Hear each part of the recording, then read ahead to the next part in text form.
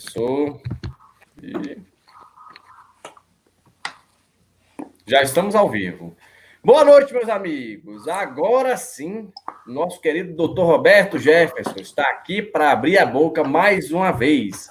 Lá dentro, aqui, a centralizado está o Dr. Roberto Jefferson e a ponta da Kim Paim, o devido acato, respeito e apreço. A todos agradeço a presença de vossas senhorias aqui no canal. Tá? Aí vocês quiserem fazer o cumprimento inicial a todo mundo, fiquem à vontade. Eu dou boa noite a todos os seus assistentes e acompanhantes. Boa noite ao Kim, boa noite a todos os acompanhantes, assistentes do Kim. E vamos bater um papo sobre a atualidade do Brasil, a perseguição brutal que está sendo movida contra o presidente Bolsonaro. Eu penso que nós temos muito a dar e a informar juntos a opinião pública brasileira. Vamos fazer isso juntos. Não só brasileira, porque eu estou vendo o Kim na Austrália, então, a opinião pública internacional. Agradeço a todos aí, um bom dia a todos, boa noite a todos, para mim aqui é de manhã ainda. Quero agradecer principalmente aí o Dr. Roberto por ceder o tempo de estar aqui com a gente. Um abraço aí, Mauro, a gente sempre aqui tá junto. E só tenho a agradecer. Hoje aqui, com certeza, o Dr. Roberto vai nos revelar muitas coisas. Sabemos que ele tem muito a falar e eu realmente quero ouvi-lo. Vai ser um prazer. Com certeza. Então, sempre para nós também. Então, pessoal, já sabe o esquema, né? Vão dando like, vão compartilhando para o negócio poder ir agilizando, para a gente poder começar e o pessoal não ficar perdido aqui assim que o pessoal for entrando. Tá? Esperar só uns minutinhos aqui. E aí, doutor, tá tudo bem com o senhor? Tá tudo tranquilo? Tudo bem, graças a Deus. Não tenho o que reclamar. Graças a Deus. O senhor está a par de todos os acontecimentos aí que vem assolando a nossa república, né? Sim. Eu gostaria de lhe perguntar, assim, na sua visão, dentro do último acontecimento onde há uma competência privativa do presidente da República de nomear o diretor-geral da Polícia Federal foi usurpado, em verdade, aí pelo Supremo Tribunal Federal, tendo uma grave e clara violação ao artigo 2º da Constituição, onde os poderes da União são independentes e harmônicos entre si, sendo legislativo, executivo e o judiciário. Como o senhor enxerga essa violação? O senhor acredita que houve essa violação? E o que é que está por trás disso aí, em sua visão? Foi uma gravíssima violação. Uma violação que gerou assim uma grande perplexidade na maioria do povo brasileiro. Mesmo na oposição, gerou uma grande perplexidade. Ninguém pode mais perdoar o Supremo tomando atitudes de legislar pelo Congresso e executar pelo Executivo.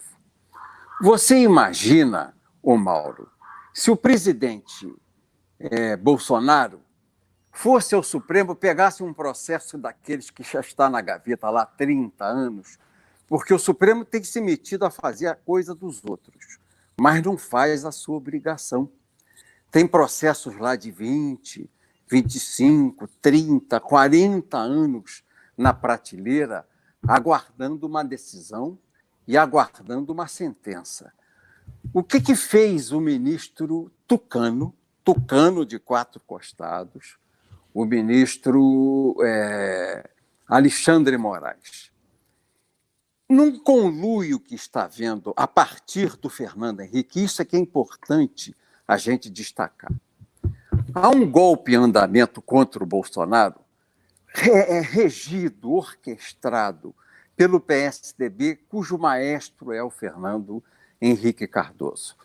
Na semana passada, no domingo da semana passada, nós vimos numa entrevista do Fernando Henrique ao Estadão o mapa do golpe que ele estava programando junto com o Rodrigo Maia, com o presidente do Senado, o Alcolumbre, mais o Dória em São Paulo, e esses ministros tucanos, que são o Celso Mello, que é o Alexandre Moraes, para atingir o presidente Bolsonaro.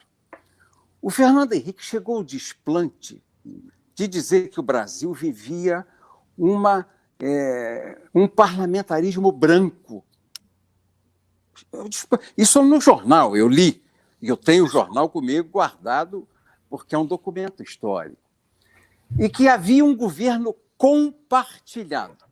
na ausência de um governo de coesão, de coalizão, que o presidente Bolsonaro não aceita fazer governo de coalizão, havia um governo compartilhado. E quem governava? Ministros do Supremo, o presidente da Câmara e o presidente do Senado. Essas são as palavras que o Fernando Henrique usou no jornal O Estadão, na página 6, no domingo da semana passada. O que eles estavam fazendo? Cercando o presidente para uma tentativa de impeachment. Há 30 pedidos de impeachment contra o presidente Bolsonaro. E o que fazia, o que estava acordado com o Fernando Henrique e esse grupo? Há uma tentativa de se dar mais 2 anos de mandato ao Rodrigo Maia. Ele tem que ganhar alguma coisa, ele tem que lucrar. Então, se votaria aquela PEC 101 de 2003, de um deputado da Paraíba, Benedito de Lira, que depois foi senador, hoje não é mais, deputado Benedito de Lira, que permitia que, na mesma legislatura, um deputado pudesse ser eleito e reeleito presidente da Câmara, situação atual que a Constituição veda. Houve um acordo do Rodrigo Maia acolher um pedido de impeachment da cabeça do presidente e, em contrapartida, receber de todos uma votação favorável a essa PEC 101, dando a ele mais 2 anos de mandato. Aí nós fizemos uma live que teve uma repercussão muito grande e denunciamos essa operação que estava em curso para ferir o direito do presidente da República. Abortado esse golpe de impeachment, já na quarta-feira ou na quinta-feira da semana passada, o Fernando Henrique sai com outra pérola no Twitter e na imprensa, que nós tínhamos que forçar a renúncia do presidente Bolsonaro. Tese imediatamente acolhida e abraçada pela Janaína, que me surpreendeu, porque ela é uma moça que se elegeu, ela tem prestígio pessoal, porque fez o impeachment da Dilma, fez a representação, mas ela, a Janaína, imediatamente acolheu essa tese e começou a rodar em São Paulo, de novo, entre o Fernando Henrique, entre a Janaína, entre o Dória, entre o Rodrigo Maia, essa coisa no sentido de se isolar o presidente para que ele fosse levado à renúncia, desautorizando o presidente ou reduzindo a sua capacidade de governar. O que está sendo feito e cumprido à risca pelo ministro Alexandre Moraes. O que fez o ministro Alexandre de Moraes? Ele interveio nas prerrogativas exclusivas constitucionais do presidente da República para impedir que ele nomeasse o diretor-geral da Polícia Federal. E fez pior, ele legislou num processo de fake news, dizendo que os 2 delegados da Polícia Federal que participavam daquele processo estavam estáveis naquele processo, que ele não permitiria a mudança daqueles 2 delegados. Quer dizer, ele criou direitos que são constitucionais, direito de inamovibilidade na função, só quem pode dar é a Constituição Federal.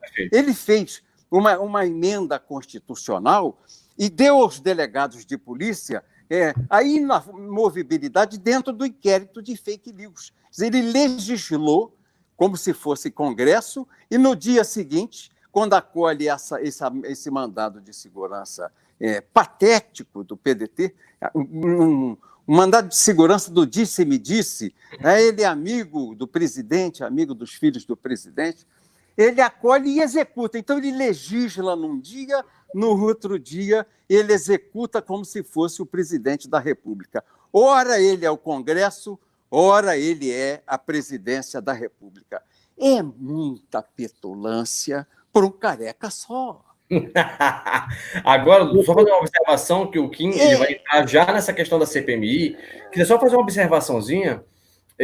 Além de impedir a nomeação de Ramagem, bem como do outro nome, né, por ser amigo, ele também já determinou aí que o Disney vai ficar como o interino.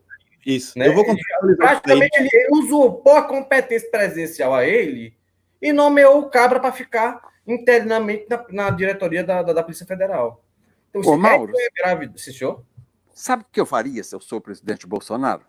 Não, senhor. Estou achando ele muito moderado. Eu dava uma peitada no ministro. Eu não acolhia a decisão porque ela é inconstitucional, absolutamente ilegal e inconstitucional. Eu publicaria a portaria de nomeação e daria posse. Na E marra. queria ver, na marra, e eu queria ver o que ia fazer o ministro. Ia rasgar a saia, podia rasgar aquela saia preta de ministro do Supremo e não ia dar em nada. Exatamente. E para ver a gravidade, quando o Bolsonaro for indicar um ministro ao Supremo Tribunal Federal, o que é que vai acontecer? Ah, não, este aqui não pode. Por quê? Porque é uma interferência política. Meu amigo, mas se a Constituição permite, a lei permite, ela diz que a competência do presidente da República é porque tem que ser uma decisão política. Engraçado, o presidente e o executivo não pode ter interferência política, mas o STF fez uma interferência política. Hoje nós temos no Brasil uma ditadura da toga. Hoje manda no Brasil o Supremo Tribunal Federal. Faz o que quer, a hora que quer, e ninguém pode reclamar porque fica ameaçado. Isso está sendo feito a miúde no Congresso. O Supremo tem feito isso no Congresso porque sabe que os deputados têm medo dele, os senadores têm medo do Supremo. Não é? Ninguém quer afrontar, ninguém quer desafiar. Então, eles fazem, vão avançando, mas vai ter que ter uma freada de acomodação. Não pode continuar esse absurdo, essa extrapolação de direitos, não é? Essa arrogância que tem demonstrado ministros do Supremo Tribunal Federal. E não é nem uma decisão coletiva, é uma decisão monocrática. Quer dizer, um homem acima da presidência da República, um homem acima do Congresso Nacional. Um homem. Doutor Roberto, eu quero contextualizar um pouquinho o Disney Rossetti para fazer uma pergunta. Vou aqui desenvolver assim, uma ideia e perguntar para o senhor. Em 2016, havia saído uma matéria no Correio Brasiliense afirmando que o Alexandre de Moraes havia se encontrado com o Disney Rossetti por 2 horas e depois ele foi num evento do PSDB e falou que possivelmente a Operação Lava Jato teria novos desdobramentos. E no dia seguinte, teve a prisão do Antônio Palocci. O mesmo, eu não sei se o Alexandre de Moraes ou não, mas uma coisa, como você já falou, no dia que o Sérgio Moro pediu a demissão, às 19h16, no portal R7, eles já tinham falado desse ofício, que o Alexandre de Moraes tinha publicado, afirmando que a equipe da Polícia Federal, da CPMI, das fake news, não poderia sofrer modificação, estava estável. E saiu uma matéria da Terra que, o dia anterior da demissão de Sérgio Moro havia entrado em contato com líderes do Centrão, o pessoal da Câmara, e também com membros do STF, não fala quem. O mesmo Alexandre de Moraes, quando ele escolheu a equipe do inquérito para o inquérito das fake news, na época, quem estava à frente estava à frente da PF como substituto também era o Disney Rossetti. Então, eu estou vendo que o Disney Rossetti e o Alexandre de Moraes, eles vêm assim, estão bem juntos. E saiu uma matéria no Antagonista, depois que o Moro saiu, que o Moro e o Bolsonaro, eles estavam tendo esse problema com o nome da PF e o nome de Moro, que o Moro queria sugerir, era o Disney Rossetti. Por que Moro queria colocar, até então, o Disney Rossetti, que aparentemente tem um contato muito próximo com Alexandre de Moraes, e como o senhor falou, está no inquérito contra fake news do STF, também está com a participação grande na CPMI das fake news, que Joyce e Alexandre de Frota têm matérias que eles estão indo lá para fazer solicitações ao STF, especificamente por Alexandre de Moraes. Como o Moro entraria nessa questão indicando o Disney Rossetti? O Moro é tucano. O Moro está nesse jogo em favor dos tucanos. O Moro é candidato a algum cargo eletivo na próxima eleição pelo PSDB. Ele, na Lava Jato, só prendeu gente do PT. Você vê, o Alexandre Moraes foi anunciar a prisão do Palocci. O Palocci é do PT. A Lava Jato só atingiu aos empreiteiros ligados ao PT, e os membros do PT, Lula, Palotti, o grupo do PT que foi preso a partir de decisões e sentenças do Moro. Ninguém do PSDB. E o PSDB está atolado do cabelo ao sapato na Operação Lava Jato, na conivência com os empreiteiros do Brasil. Você veja, Paulo Preto, Chico Branco, Rodoanel, metrô de superfície, Lava Jato, envolvimento de financiamento eleitoral Caixa 2 com empreiteiras, que pegou até o ex-candidato do PSDB à presidência da República. O PSDB está envolvido, e até com líderes da cabeça do seu partido, do cabelo ao sapato, com a corrupção da Lava Jato, e ninguém falou isso. O Moro nunca falou isso. O Moro sempre escondeu os personagens do PSDB, sempre expôs os personagens do PT ou de outros partidos, o PP, do PSD ou do PP, aquele deputado lá de Pernambuco, que foi muito exposto, está me fugindo o nome dele agora, mas do PSDB, dos tucanos, ele escondeu. E do DEM, que você tem aí o próprio presidente da Câmara acusado e o pai dele de envolvimento com as empreiteiras na Lava Jato, esse processo sumiu. Esse processo não se fala mais. Esse processo, a Lava Jato sentou em cima. Quer dizer, o Moro é tucano, os gestos do Moro são todos tucanos. Mas vocês vão me perguntar assim, mas Roberto Jefferson, por que você está dizendo que o Fernando Henrique é o maestro dessa orquestra? E por que o interesse tão grande dos tucanos e demistas de prejudicar o governo do presidente Bolsonaro? É fácil de compreender. Repare que na eleição, repare, Mauro, os governadores do PSDB que venceram a eleição, Rio Grande do Sul, São Paulo e Mato Grosso do Sul, fizeram campanha com Dória, com Bolsonaro. Dória, Eduardo, eu não sei o nome do governador do Mato Grosso do Sul. Todos três fizeram campanha com o presidente Bolsonaro. Por quê? É o mesmo eleitor. É o eleitor de centro, centro-direita, direita. O Brasil viveu 40 anos uma briga de irmãos siameses, de dentro de casa. PT versus PSDB-DEM. Ora entrava o PT na presidência, ora o PSDB, ora o PT, ora o PSDB. Isso por 30 e tantos anos, quase 40 anos.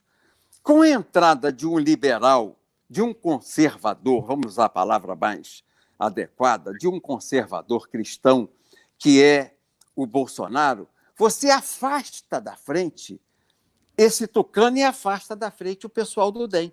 Então, o espaço que era deles no passado foi ocupado pelo presidente Bolsonaro. Para que o PSDB tenha a chance de voltar a disputar a presidência da República numa aliança com o DEM, é preciso tirar o presidente Bolsonaro da frente. E o Fernando Henrique é mestre nessa articulação. Eu era da CPI do Collor, inclusive levei a defesa do Collor até o final, fui colocado na CPI do Collor pelo falecido Luiz Eduardo Magalhães para defender o presidente Collor lá no passado. O principal articulador da campanha contra o Collor, pelo impeachment do Collor, quem era? Senador Fernando Henrique. Ele tem experiência disso.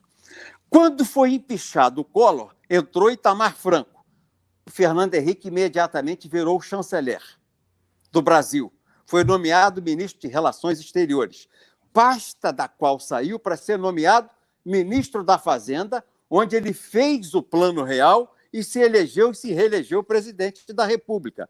Então, ele sabe que pode fazer esse tipo de articulação para derrubar o presidente Bolsonaro e tentar, na frente, uma composição de apoio, de estabilidade, com troca, com contrapartida com o general Mourão. Ele sonha com isso, porque o general Mourão não tem a loquacidade, não tem a penetração popular, não tem a liderança junto ao povo, não tem assim esse afeto, esse carinho, esse approach que tem o presidente Bolsonaro com a população do Brasil. Ele não seria um candidato forte à reeleição, como não foi candidato naquela época não podia, mas como o Itamar Franco não surgiu depois como um candidato à eleição presidencial, foi se eleger governador de Minas Gerais. Então, o Fernando Henrique está agindo no presente, como ele agiu na época do Collor, para afastar o presidente da frente e abrir espaço para o partido dele, o PSDB, voltar para o jogo presidencial. Permanecendo o Bolsonaro, as chances dos tucanos inexistem.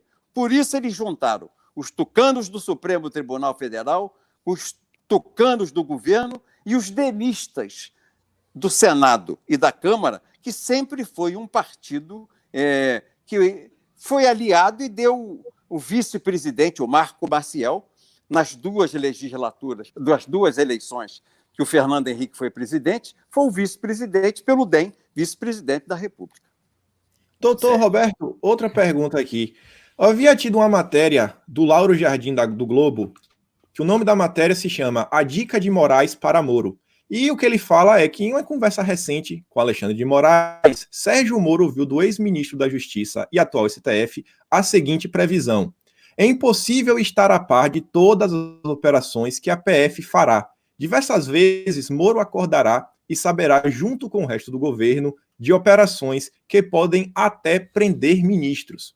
E aí, lembrando que ano passado, não sei se teria alguma relação, a gente soube daquela questão da Intercept, que teve a Vaza Jato, isso acabou virando um inquérito. Na época, Moro tinha até uma assessora de comunicação, que era a Gisele, que é a nora da Miriam Leitão. Na época, ela pediu para sair, o pessoal não afirmou se foi por causa desse fato ou não. E depois esse inquérito acabou parando nas mãos do Alexandre de Moraes.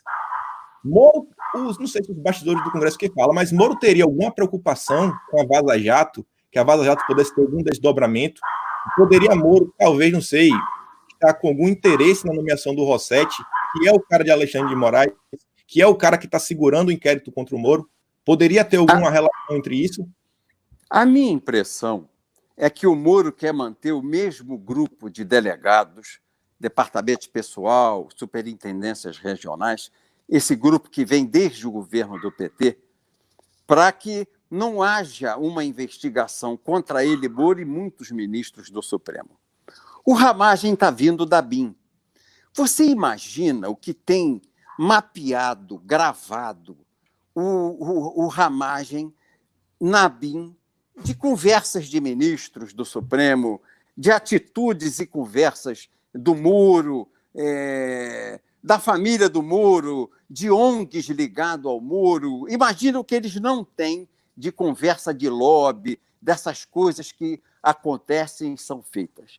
A resistência ao nome do Ramagem é tão forte que a gente suspeita que eles não querem que o Ramagem venha para a direção-geral da Polícia Federal, porque ele, trocando embaixo os peões no tabuleiro de xadrez, ele vai abrir essas investigações que vão atingir no peito o Moro e muitos ministros do Supremo Tribunal Federal. Essa é a sensação que a gente tem. Eu concordo, doutor. Inclusive, tem uma questão que o senhor falou sobre ONGs e tudo. A esposa de Moro, por acaso, ela tem uma ONG, né? Ela abriu uma ONG em 2016 ou 2017, chamada Instituto Rosângela Moro. E ela conseguiu, através de lobby dentro do Congresso Nacional, salvo engano, se eu estiver enganado, que me corrija aí, por Álvaro Dias, né, ela conseguiu captar fundo através deste lobby.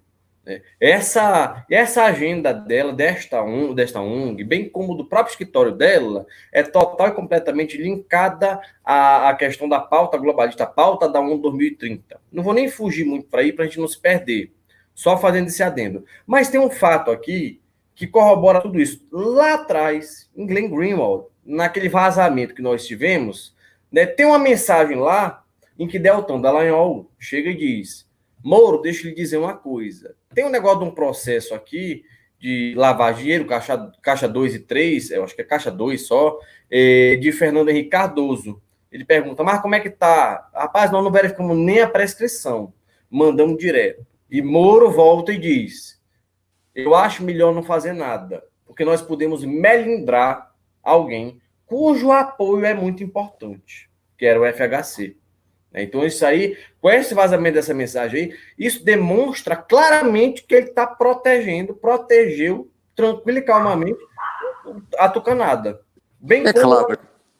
né? Aquela questão dos Estados Unidos, Kim, lembra, se recorda que quando ele foi questionado lá? Que ele fez nos Estados Unidos, quem reportou foi o site Pragmatismo Político.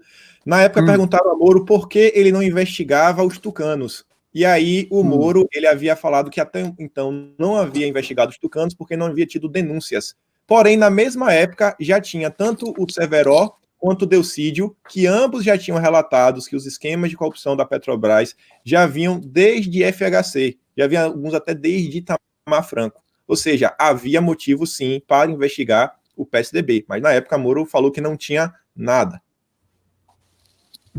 Você veja que, então, o nosso raciocínio fecha. O Moro é um braço dos tucanos, é um braço do PSDB. Ele age em favor dos tucanos. E passa por cima de todo mundo que não for tucano ou demista. Ele sabe que são os dois partidos da base do Fernando Henrique, e é o Fernando Henrique que vem orquestrando toda essa pressão política de mídia, de justiça no Supremo Tribunal Federal e no Congresso Nacional contra o presidente Jair Bolsonaro. É nítido para nós hoje, é uma visão clara que nós temos desse processo. Perfeito. Outra pergunta aqui que é interessante, acho que Mauro também vai coisa. O pedido que foi acatado aí da suspensão da nomeação do Ramagem veio do PDT. O PDT é um partido que é membro do Foro de São Paulo. Estaria o Foro de São Paulo influenciando essa suspensão do Ramagem? O Foro de São Paulo tem interesses nessa coisa também? Estaria envolvido? O Foro de São Paulo é um braço do globalismo aqui na América Latina, não é? Sim.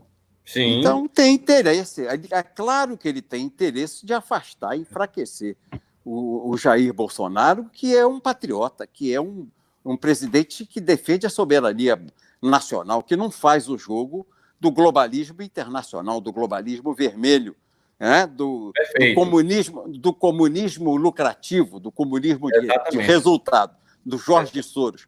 O presidente Bolsonaro é contra. Nessa linha, ele se alinha com o presidente Trump. Ele quer o Brasil maior. Quando ele diz é o Brasil acima de tudo e Deus acima de todos, ele deixa claro que ele tem uma linha aberta de confronto com o globalismo e os seus tentáculos aqui no Brasil. E o Foro de São Paulo é um tentáculo do globalismo. E o Fernando Henrique integra o Foro de São Paulo. Ele não está fora disso. Exatamente, perfeito. Inclusive, hoje a nossa ótica ela tem que estar muito bem clara que o globalismo ele utiliza a esquerda, o movimento comunista, como uma espécie, como o senhor muito bem colocou, um tentáculo, como se os próprios comunistas estivessem a serviço dos globalistas sem perceber. Muitas vezes a gente observa o Foro de São Paulo, ele foi criado, mudou de nome e tudo, está por trás de tudo e tem um detalhe muito importante. Lá atrás, quando a Lava Jato chegou num patamar tal, ela tinha que já dar uma catapultada e já as diretrizes traçadas estavam mirando não apenas quem estava conseguindo angariar, através da corrupção, o dinheiro, mas eles estavam já naquela fase de buscar quem estava determinando o uso daquele dinheiro oriundo da corrupção. E aí ia ser catapultado ao Foro de São Paulo a investigação. E foi quando teve aquela puxada de freio de mão. Lá atrás, e outrora, a boa parte da lava-toga, naquele movimento que teve e tudo, eu me pergunto, muitas pessoas ficaram assim, eu mesmo fui contra a lava-toga. E um dos argumentos mais contundentes é porque a lava-toga ia, de qualquer maneira, atingir Moro, porque ela era abrangente, os pontos só são afixados depois da configuração, né? Tem a mesa que é composta, e então, dentro desse panorama, o senhor acredita que foi, de repente, um equívoco a questão da lava-toga, ou o senhor acha que realmente não deveria ter ocorrido a lava-toga?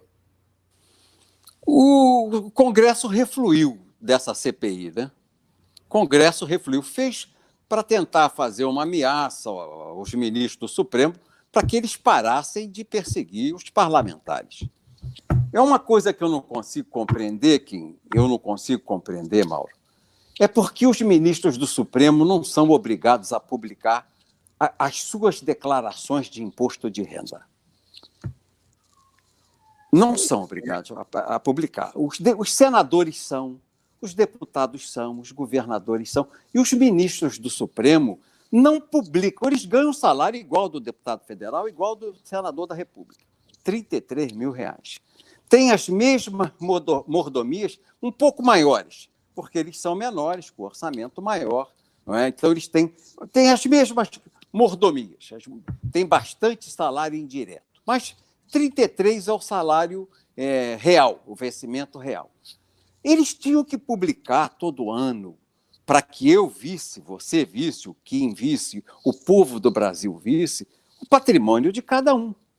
Você sabe que uma das crises que houve no Supremo é quando um auditor da Receita começou a auditar as contas de um ministro do Supremo e foi o próprio Moraes, o próprio Alexandre Moraes, quem interveio e agiu como juiz, promotor e delegado de polícia. Mandou prender gente, fazer busca e apreensão, disse que aquilo era fake news, mandou prender as pessoas e acabou com aquela investigação que havia numa suposta irregularidade nas contas prestadas por um ministro do Supremo sobre a sua renda e o patrimônio que ele apresentava, coisas que não batiam, que não fechavam. E você nunca sabe qual é o patrimônio dos ministros e o rendimento que eles têm. É uma coisa que devia ser clara, porque eles são funcionários públicos, como qualquer funcionário público da União, do município e do Estado. Eles deviam publicar as suas declarações de imposto de renda. Certo. Agora vamos começar a apertar um pouquinho numa parte mais sensível. Quer começar, Kim? Sobre a CPMI? Pode começar. A gente vem comentando muito, doutor Roberto, sobre a CPMI das fake news. Eu estava falando assim com o Mauro até que se existisse uma hidra com várias cabeças, em que talvez existisse um cérebro, que fosse um pequeno grupo que está comandando esse processo, se existisse uma boca que talvez fosse a mídia, que está contando o que eles querem contar, criando a narrativa que eles desejam, para mim essa CPMI está aparentando ser o coração desse movimento. Por que eu digo isso? Porque lá, aparentemente, todos os grupos se encontram. A esquerda está lá, o centrão está lá, e essa CPMI junta também até o próprio Alexandre de Moraes, que está à frente. O vazamento do print que Moro mostrou foi exatamente Bolsonaro questionando a atuação da PF contra os deputados na questão das fake news. E aí, todo mundo está rolando lá da CPMI. A CPMI só vem tentando caçar a ala apoiadora de Bolsonaro, tentando provar que Bolsonaro pagou por posts na época de campanha, tentando fazer perguntas, apertar Alan dos Santos, o Edson Salomão, tentando derrubar perfis do Twitter que influenciam como o Dex, o Leitadas e por aí vai. Qual é a função desse instrumento que eles estão utilizando na CPMI? É realmente assim, um instrumento fundamental? Ali é o coração do problema no atual momento, onde eles estão agindo para mitigar essa base de apoio que Bolsonaro tem, para deixar a população com medo, não se manifestar, às vezes ficar em casa com medo, sofrer algum processo pelo próprio STF. Qual seria a importância dessa CPMI no plano dessas pessoas? Eu entendo que o principal objetivo é isolar para abater o Carlos Bolsonaro. Eles estão usando essa CPI da fake news para tentar isolar as pessoas ligadas ao presidente, não é? E criar para ele a ingovernabilidade. Querem atingir o presidente através dos filhos para que ele seja forçado a uma renúncia, porque ele poderá ser abandonado pelos partidos que existem no Congresso Nacional. Você fala muito no Centrão, mas eu penso que o Centrão pode ser o único braço do qual o presidente pode se apoiar, no qual o presidente pode se apoiar e com o qual pode contar para poder sobreviver. porque ele não vai poder contar nunca com o DEM, com o PSDB, com o MDB, nunca ele vai poder contar com esses partidos, com o PSB, com o PCdoB, com o PT, ele não pode. Ele vai ter que buscar apoios no Centrão. Eu não gostaria de demonizar o Centrão, porque eu penso que o Centrão, somado ao grupo de deputados que o presidente ainda tem em torno de si, que foi esse grupo eleito pelo PSL, eu penso que é um grupo aí em torno de 30 deputados, ele é capaz de sobreviver, mesmo sem ter maioria no Congresso Nacional, ele tem uma estabilidade até o final do seu governo. Eu penso isso. Eu vejo que a pior pressão que se faz contra o presidente vem do DEM e vem do PSDB. O PT por trás. Mas é o PSDB que tem julgado para destruir o presidente Bolsonaro. A articulação parte do maestro Fernando Henrique, que já empichou o Collor no passado e quer derrubar, agora no presente, o presidente Bolsonaro, pela mesma razão. Ele deseja, desse modo, abrir espaço para que o partido dele eleja o próximo presidente da República. Perfeito. E é muito importante ressaltar que o ministro Alexandre de Moraes está envolvido não apenas nessa questão da investigação que houve a respeito da declaração de imposto de renda, como ele também faz a tutela da CPMI das fake news, como ele também suspendeu a decisão agora do presidente da República, o ato do presidente da República, como também ele é o relator sem sorteio do inquérito, para apurar inquérito inconstitucional, né, ilegal, para apurar fake news contra o Supremo Tribunal Federal. É muita coisa esquisita acontecendo nas patas dele. É muito esquisito. Agora me diga uma coisa. Na sua visão, qual a gana? Por que o pessoal tem tanto fetiche em destruir Carlos Bolsonaro? O Bolsonaro representa, primeiro, o grande adversário do globalismo, da nova ordem mundial. Então, já tem a ira internacional. O Jorge Soros está vindo ao Brasil financiar contra o Bolsonaro. Sim. A gente lê isso todo dia na imprensa, não é na mídia, na nossa mídia que nós estamos fazendo. Na imprensa regular. O Bolsonaro, no primeiro ano... Perdão, eu me referi, eu acho que eu me expressei mal. Eu me referi, qual o fetiche em destruir Carlos Bolsonaro, filho de Bolsonaro, através da perseguição com a CPMI das fake news, com aquela conclusão lá dos delegados lá, que ele era o autor da propagação de fake news contra os congressistas. A destruição do filho atinge o pai. Eles querem colocar o filho numa rota de colisão com o pai para cercear os direitos do presidente Bolsonaro. Querem atingir os dois filhos dele, um senador e o outro vereador na capital do Rio de Janeiro, para acuar o presidente, tolhendo os seus movimentos, deixando ele meio a nocaute no canto do ringue. É isso que eles querem fazer, usar os filhos contra o pai para tentar tirar a independência do presidente Bolsonaro. Inclusive, tem um vídeo que está perdido aí a respeito de Dirceu, que Dirceu fala, não sei se tu lembra quem disse aí, que ele disse que tem que pegar os filhos de Bolsonaro, começar a quebrar os filhos de Bolsonaro. Sim, saiu até uma reportagem, se não me engano, eu não lembro agora o nome do era No Ataque, algo assim, que o Dirceu falava que o plano não é ir atrás de Bolsonaro, deixa Bolsonaro para Lula. Vamos fazer tipo uma guerra de proxies, vamos atrás dos filhos, a gente aperta os filhos mesmos vão começar a falar e a mídia vai ajudar, dando voz, o que os filhos vão falando, com certeza distorcendo, e aí sim vamos chegar até a cabeça de Bolsonaro. Vamos nos filhos, que com os filhos a gente consegue chegar em Bolsonaro. Era a estratégia de José Dirceu, o cabeça do PT. Essa estratégia que o Fernando Henrique e o Mário Covas, mas era a estratégia traçada pelo Fernando Henrique e o Mário Covas na CPI do Collor, de usar quem? O Pedro Collor, irmão do Collor. Uma matéria na Veja, saiu a CPI, usaram o irmão contra o irmão. Foi a destruição do presidente da República. A história está se repetindo. E os personagens que são os algozes do passado aparecem como algozes no presente, com o mesmo objetivo de tomar a presidência da República e o poder no Brasil. Maestro, FHC, a velha raposa, FHC. Perfeito, perfeito. Quem tem mais alguma pergunta para poder direcionar aqui? Rapaz, minhas principais perguntas eram essa daí, sobre a questão da CPMI, papel. Ah, ele falou do Certo. PSDB. Eu tô vendo aí que tem um deputado que, para mim, ele só tá sendo usado de ponta de lança, porque eu não acho que ele tem toda essa desenvoltura, que é o Alexandre Frota, que agora está no PSDB. E aí eu tô vendo o Alexandre Frota, um dos mais ativos na CPMI, não em fazer perguntas e por aí vai, mas ele havia protocolado um documento aí cheio de print, cheio de coisas que você vê que não foi o próprio Alexandre Frota que fez. Muitas pessoas dizem que esse documento vem lá até do pessoal do MBL, o guru por trás da MBL lá.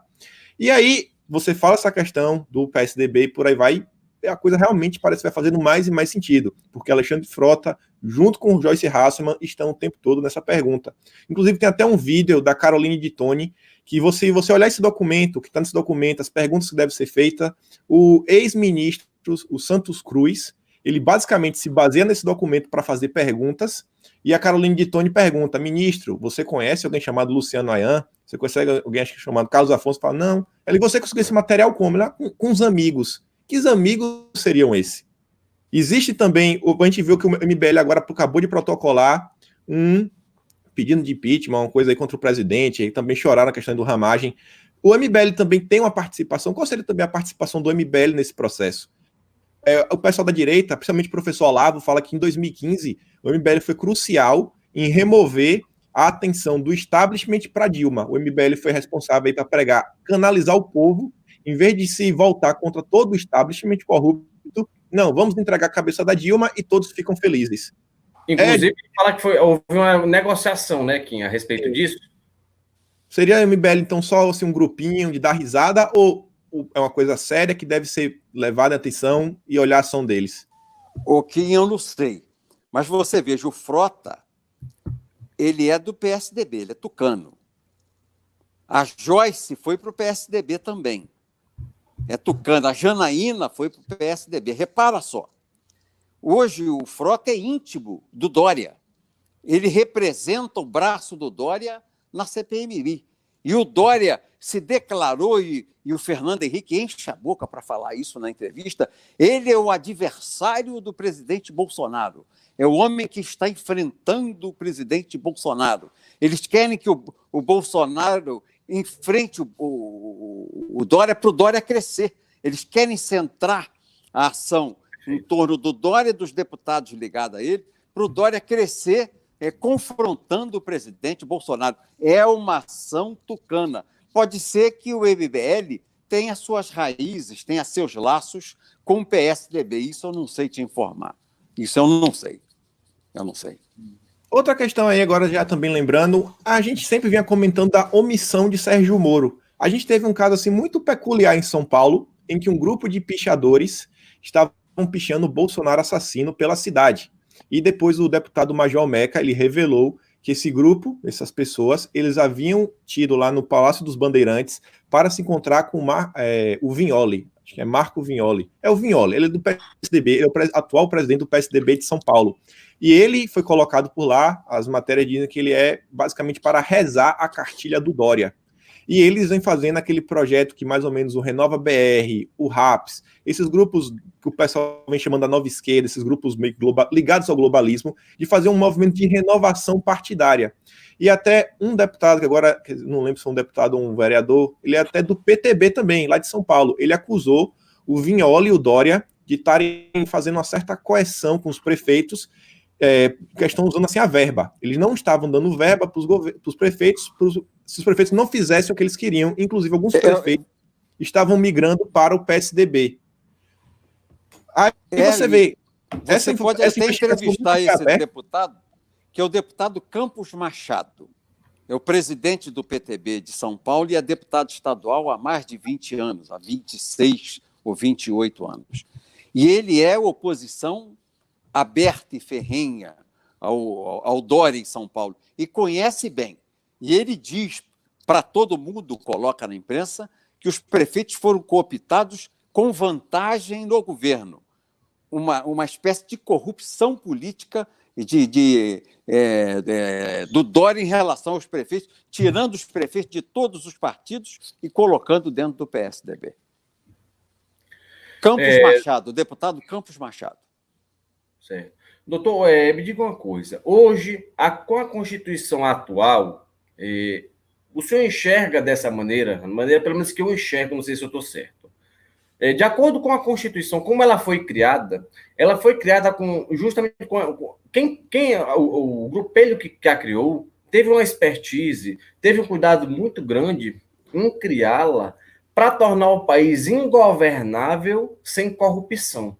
Essa é a minha visão. Se não tiver uma troca, não apenas de favores, né, mas uma troca efetiva mesmo, espúria, é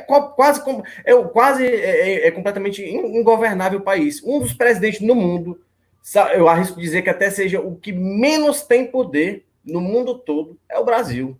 O senhor tem essa mesma visão ou o senhor acha que é por outro lado? A Constituinte em 88 tirou muitos poderes do presidente da República. Mas nós temos uma velha política que é a do toma lá da cá, o governo de coesão, que o presidente Bolsonaro não faz. Eu sou testemunho. Eu tive 23 anos de mandato. No meu último ano de mandato, de 6 mandatos de deputado federal no PTB, pelo PTB, eu fui cassado. Eu vi, desde o Sarney, Collor, Fernando Henrique, Lula, Dilma, até o Temer, o toma lá da cá. O que é o toma lá da cá? O governo de coesão. Você constrói a base partidária para governar no legislativo, dando cargos em estatais, em autarquias, nos ministérios do país, em bancos estatais, no BNDES, na Caixa, no Banco do Brasil, na Sudene. Para quê? Para que esses órgãos produzam dinheiro para os partidos poderem enfrentar as eleições. Por que está vindo essa pressão toda agora em 2020 contra o presidente Bolsonaro, em abril de 2020, essa crise chegando ao paroxismo? Por que não foi ano passado, em 2019? Ano passado não era um ano de eleições. Esse ano é. Então, o que está acontecendo? O pessoal fala do fundo eleitoral, mas o fundo eleitoral não é suficiente para os partidos poderem fazer campanha nos 5.500 municípios do Brasil. Precisava do financiamento privado, como era antigamente. Quando os partidos se veem sem dinheiro, e eu não quero dizer que são todos os deputados e todos os senadores, mas uma grande parte da velha política, começa a dar um desespero. Está faltando dinheiro. Está faltando cocaína para o cocainômano. Está faltando o dinheiro para o povo cheirar. O que está vendo? Os políticos estão sem dinheiro para fazer vereador e prefeito. E sem vereador e prefeito, você não tem base para daqui a 2 anos para a eleição de estadual, de federal, de senador, governador e presidente da República. O desespero que está tocando, repare a data que nós estamos vivendo a crise. É o coronavírus, tudo bem, mas é abril, quando começa a chegar o momento de filiação partidária. O último momento de filiação partidária, 4 de abril. Já estava essa efervescência, essa cooptação. O Mandetta usou o Ministério da Saúde para cooptar um monte de prefeitos para o DEM. Inclusive de Imperatriz, no Maranhão, que deu um barulho terrível. Ele deu 43 milhões de verbas sem convênios e sem contratos para o prefeito de Imperatriz, no Maranhão, e explodiu isso na mídia porque o dinheiro não foi aplicado em saúde. E já tem denúncia clara de uso do dinheiro para corrupção. O que é o fantasma que assola hoje grande parte da velha política no Congresso Nacional? É a falta do dinheiro, do toma lá da cá, do governo de coalizão, para que possa fazer, através do Caixa 2, o financiamento da eleição dos prefeitos e dos vereadores. Mas em pé na porta do cofre do Tesouro Nacional, está um cara lá, o Bolsonaro, com a metralhadora, um fuzil na mão, dizendo: eu não deixo roubar. É isso, a crise contra o Bolsonaro, é que ele não rouba e não deixa roubar. Esse é o problema que o presidente está vivendo hoje, e o paroxismo chegou agora em abril, porque nós estamos chegando ao momento da eleição municipal. que será em outubro, dia 4 de outubro desse ano. Então, o desespero bateu em todo mundo. Cadê o dinheiro para fazer eleição? Não tem, então não vai fazer vereador, então não vai fazer prefeito, não vai ter condições de garantir a sua reeleição e a reeleição do seu partido lá, do seu estadual, do seu governador nas próximas eleições de 2022. Esse é o problema. Hoje eu estava sendo entrevistado assim, por um pessoal mais de esquerda, numa rádio, no Rio Grande do Sul. Aí o pessoal dizia, mas ele tem 30 pedidos de impeachment. Eu digo, mas baseado em quê? Os pedidos de impeachment são o quê? Não, 30 pedidos, mas tudo bem. O Bolsonaro fez o mensalão. Ele está dando 50 mil reais a deputado federal, como fazia o seu Lula e o PT, para ter base na Câmara dos Deputados? Não. O Bolsonaro fez o Petrolão, dividiu a Petrobras entre PT, MDB e PP, e deu um buraco, deu um rombo de 200 bilhões na empresa, quase quebrou a empresa, e usou esse dinheiro para enriquecer o pessoal e financiar partido político. Foi o Bolsonaro que fez o Petrolão? Não. Foi o Bolsonaro que fez a Lava Jato? Os partidos políticos envolvidos com as maiores e mais ricas empreiteiras do Brasil, fazendo superfaturamento de obras, enriquecendo pessoalmente cada agente político e cada agente empresarial, enchendo os cofres dos partidos para as eleições milionárias? Não. Então, do que estão acusando o Bolsonaro? Ele saiu na rua, nessa fase do Covid, para apertar a mão do povo. Eu falei, graças a Deus. Ele pode ir na rua apertar a mão do povo, porque tem muita gente, muito ministro do Supremo, muito político na Câmara, o próprio Rodrigo, se for na rua, não vai apertar a mão do povo, vai tomar um tapa no pau da goiaba, vai levar uma manzada na orelha. Quer dizer, virou crime o presidente ser popular, fazer política, ir à rua, cumprimentar o povo. Os pedidos de impeachment são tão ridículos que dizem que há um crime de responsabilidade quando o homem do povo, que governa honestamente para o povo, que ama o Brasil, que ama o Estado brasileiro, que respeita a nação brasileira, que ama a bandeira do Brasil, que nunca meteu a mão em dinheiro, está sendo isolado por um canto, como fazem os lobos na matilha, isolam estrategicamente a presa para depois poder destroçá-la. Eu estou vendo que o presidente está sendo encurralado por um bando de lobos que tem o objetivo claro de destruí-lo para assaltar os cofres da nação. Ninguém consegue roubar enquanto o capitão Bolsonaro, segurando aquele fuzil dele que ele faz assim com o dedo, estiver na porta do cofre do Tesouro Nacional. Doutor, certo. Agora, deixa eu lhe perguntar, voltando um pouco para Moro. Vou procurar Moro aqui.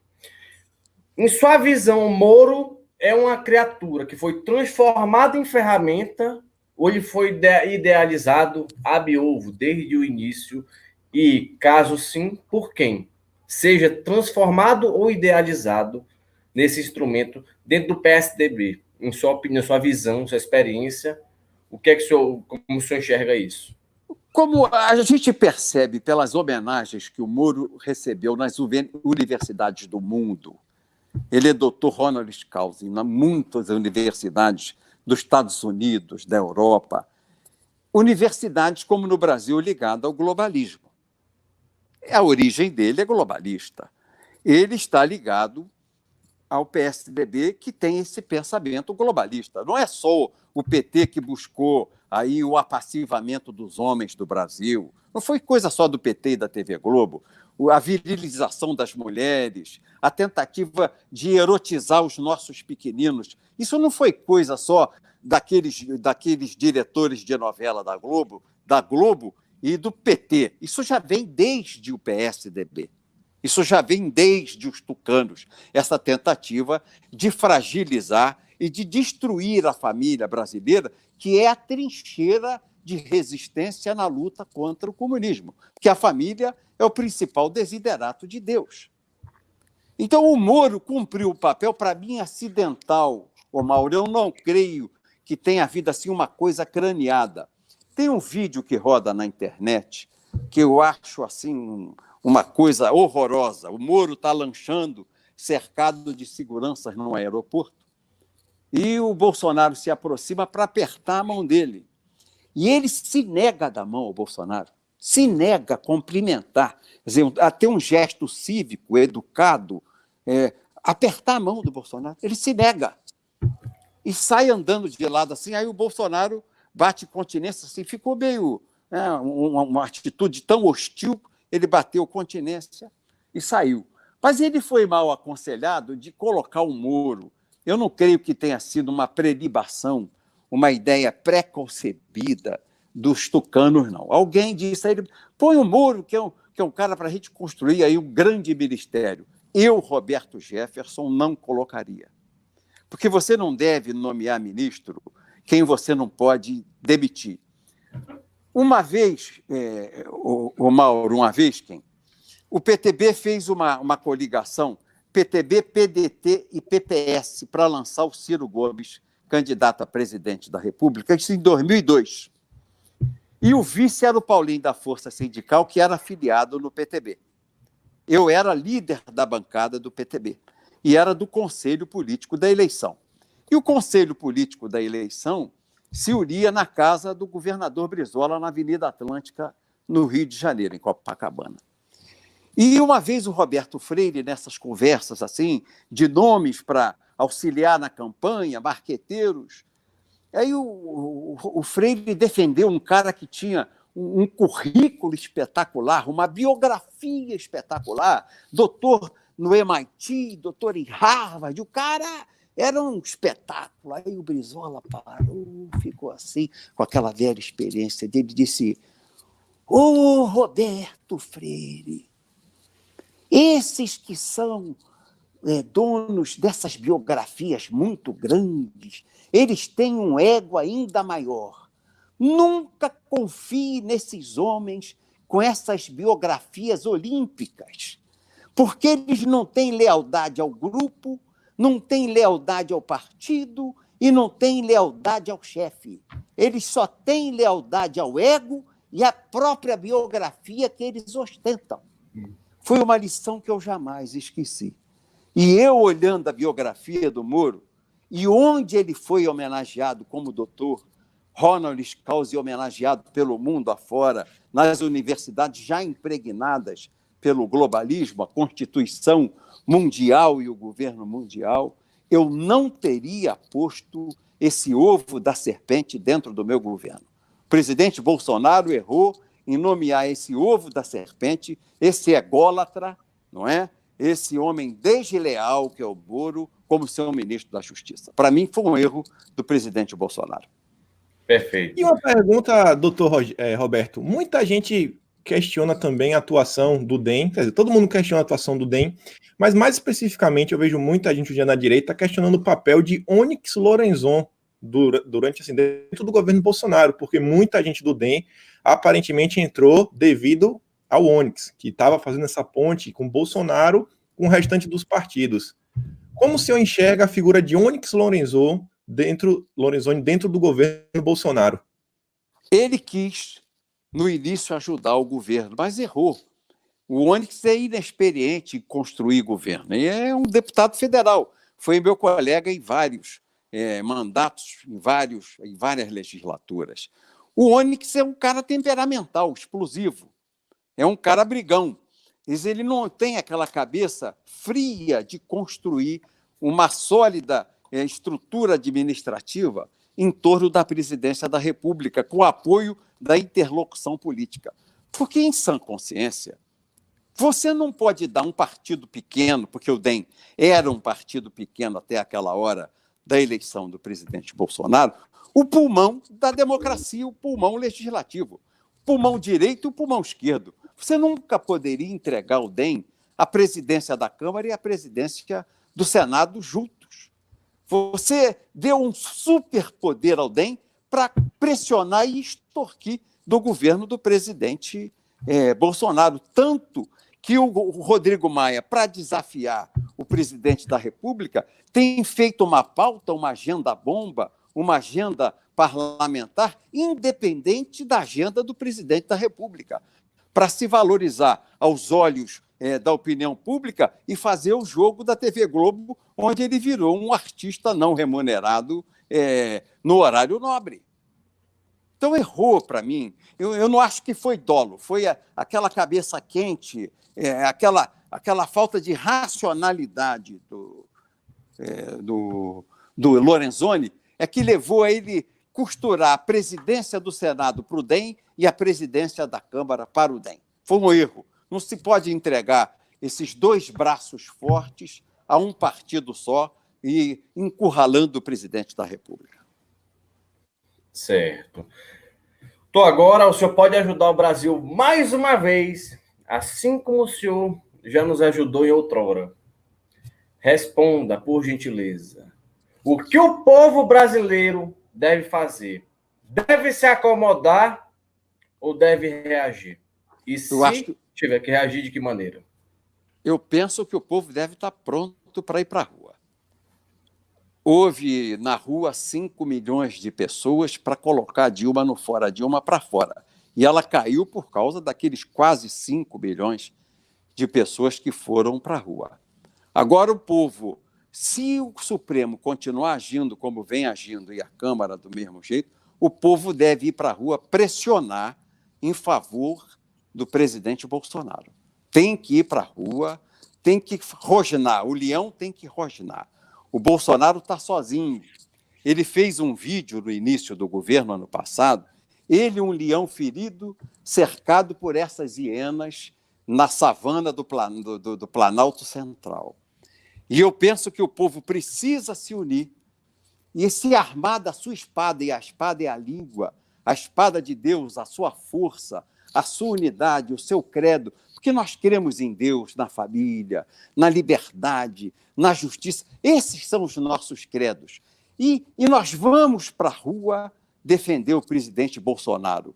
E quem vai para a rua defender o presidente Bolsonaro não é o Mortadela, que leva 10 merréis, um copo de cachaça e uma lata de cerveja, para vestir uma camisa vermelha, abanar a bandeira do PT e da CUT, para fazer um barulho alcoolizado. Não é isso. Quem é que são os principais sustentadores do eleitorado Bolsonaro? São os caminhoneiros do Brasil. Você para em qualquer posto de gasolina, vai ao restaurante do posto, começa a conversar, você vê os caminhoneiros são Bolsonaro. Os policiais militares, os PMs, são Bolsonaro. Os policiais civis são Bolsonaro. Os policiais federais são Bolsonaro. Os policiais rodoviários federais são Bolsonaro. Os policiais penitenciários são Bolsonaro. Os militares das 3 forças são Bolsonaro. Se não na integridade, eu estou falando assim, mas na grande maioria. E isso é gente que canta amor febril pelo Brasil, que vai para a rua com amor à bandeira, com amor ao Estado, com amor ao verde, amarelo, azul e branco, com amor às tradições, com amor aos legados, com os sentimentos de família, de justiça, de liberdade que nós recebemos da nossa formação judaico-cristã. Não é morto de fome, não. O eleitor do Bolsonaro, o Mauro, o Kim, é o eleitor da lei. São os homens da lei que são os eleitores do presidente Bolsonaro. São as famílias, são os trabalhadores, são os homens da lei, os eleitores do Bolsonaro. Quem faz a turma do PT e do PSOL e do PCdoB? São os traficantes na favela, nas comunidades. Aqui no Rio de Janeiro, favela é PSOL e PCdoB. Você pode subir qualquer comunidade aqui que a turma é do PSOL, joga na esquerda. Quer dizer, o entorpecente, o tráfico de entorpecente é da esquerda. Eu fiquei preso 1 ano e 4 meses. Eu via que dentro da prisão, quem dava carta era a Comissão de Direitos Humanos da Assembleia Legislativa. Isso em todos os presídios, dirigidas pelo deputado, que é hoje deputado federal, que ontem não quis debater comigo, amor. Como é o nome dele? Freixo. O Freixo. Ele tem um grupo de advogados só para processar o agente penitenciário, o policial penitenciário. Se o cara cai e arranha a perna e diz que foi o agente penitenciário, o PSOL imediatamente processa o agente penitenciário, sabendo que aquele ali é um traficante de alta periculosidade, um homicida, um estuprador, não importa. Esse povo é povo da esquerda. São os sem-teto do Boulos, que não vivem sem dinheiro, que é transferido, como era transferido do Estado no governo Lula. O movimento sem-teto fazia aquele barulho que a gente via fazer, porque era regiamente remunerado pelo governo do Lula. São os fora da lei dos sem-terra.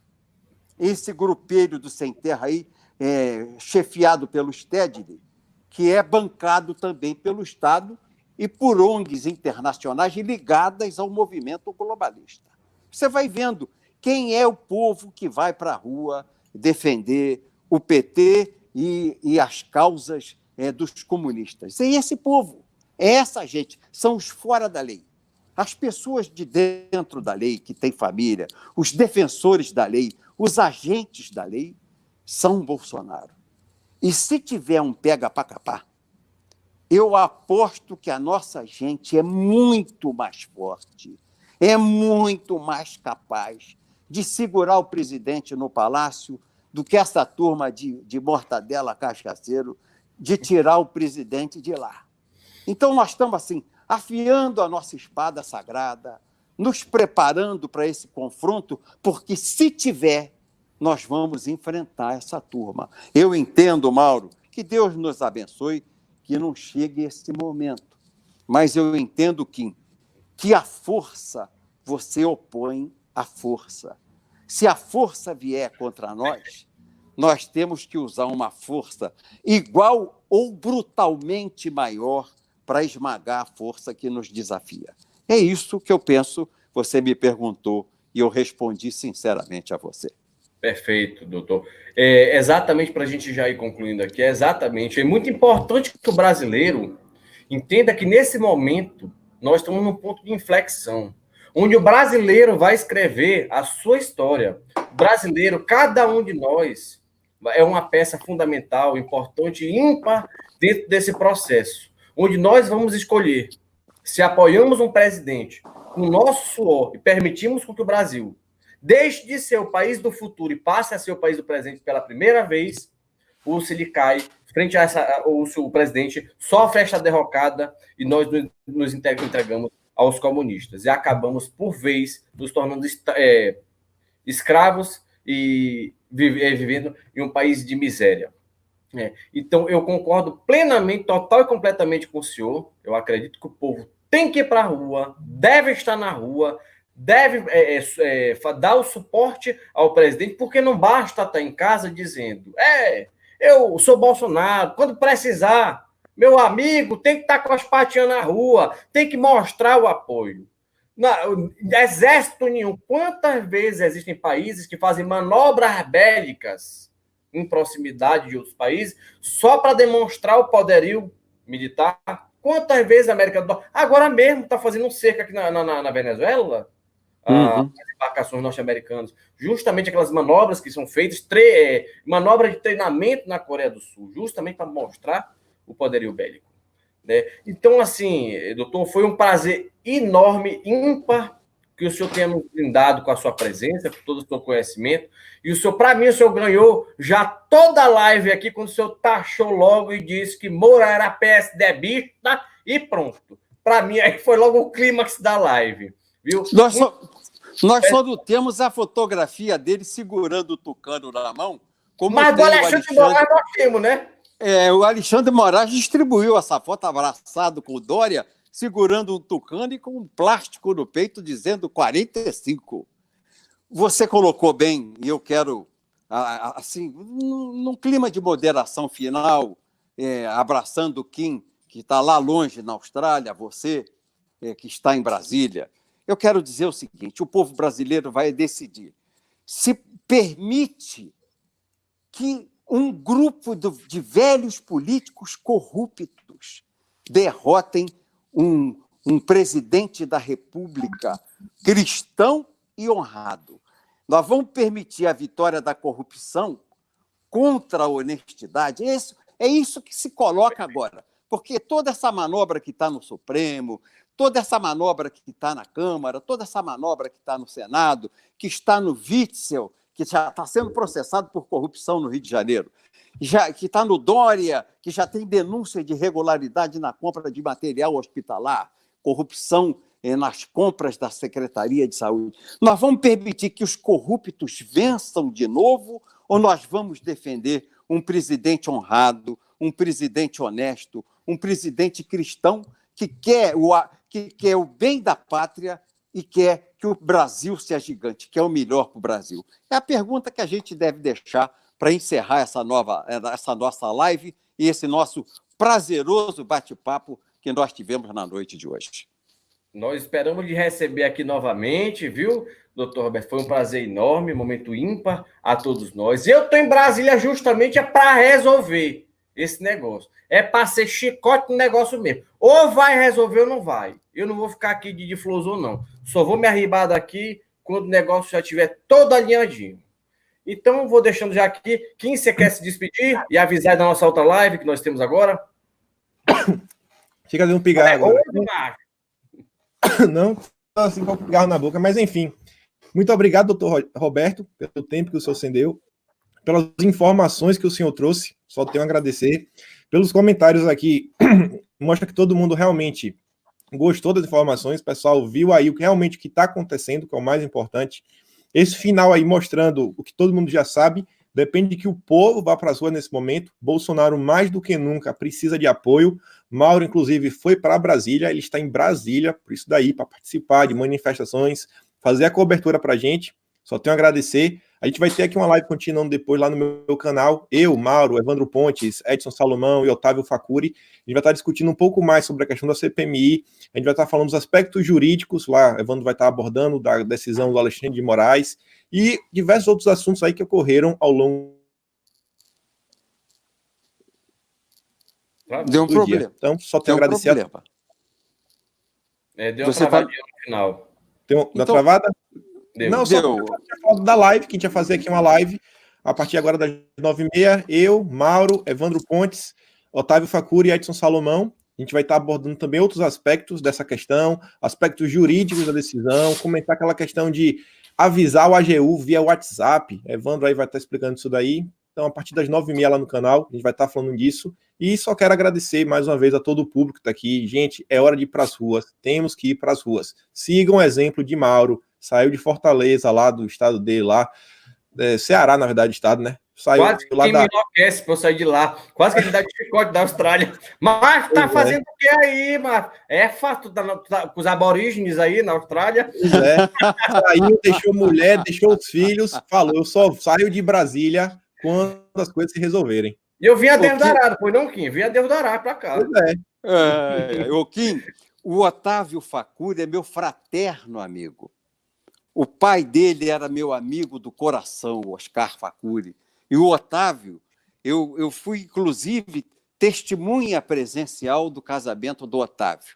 É um amigo muito querido, sou amigo da mãe dele, adora, sou amigo da esposa dele. O Otávio é um menino idealista, é um menino patriota e que, graças a Deus, é um cristão convicto e que faz levar sempre esse sentimento conservador e seu sentimento cristão a todos os lugares que ele vai.